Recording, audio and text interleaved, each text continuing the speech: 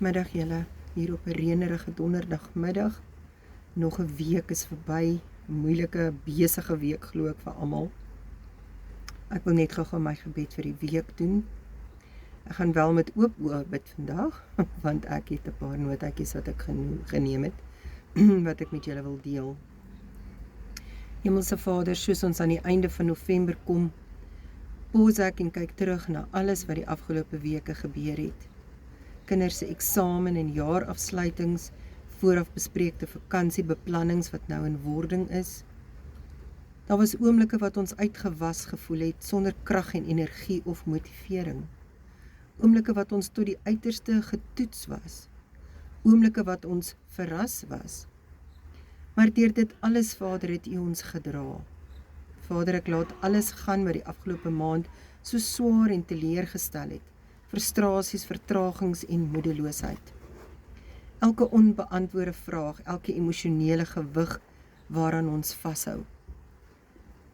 Ons neem 'n besluit en weier om enige van die laaste maand oor te dra na die volgende maand. Vader, seël die afgelope maand met U glorie, maak klaar wat klaar gemaak moet word, maak gesond wat gesond moet word, herstel wat herstel moet word en verwyder alles wat nie saam met my na die volgende maand moet aangaan nie. Laat die finale paar dae van hierdie maand oorgaan in U oorvloedige seëninge. Stille deurbrake en tekens dat U steeds aan ons lewensverhaal skryf.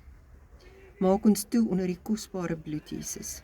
Bly by ons, my Heer, elke dag van ons dae. Dankie, my Vader. Here, vandag wil ek in stilte kom bid. Here, dankie vir die reën.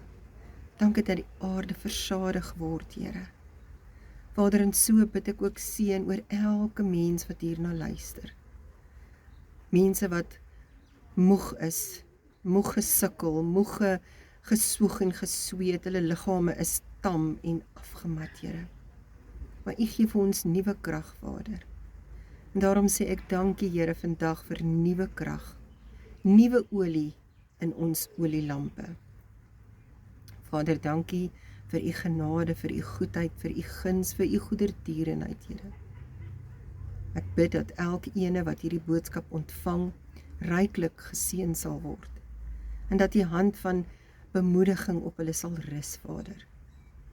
Ek bid ook so dat kinders wat daar nog is, wat eksamen moet skryf, wat ook moeg geleer is, wat die dingetjies nie meer inneem nie, Vader, bid ek dat U hulle gedagtetjies sal skoonmaak, Here. Vader, dankie, en ek vra vandag sterkte vir die mensies wat in hospitale is, Here, oor hierdie tydperk.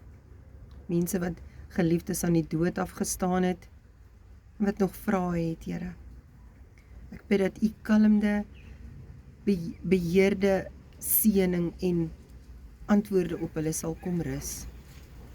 Vader, dankie vir U genade, dankie dat U weer hierdie dag saam met ons gestap het, en hierdie week, hierdie maand, hierdie jaar, Here.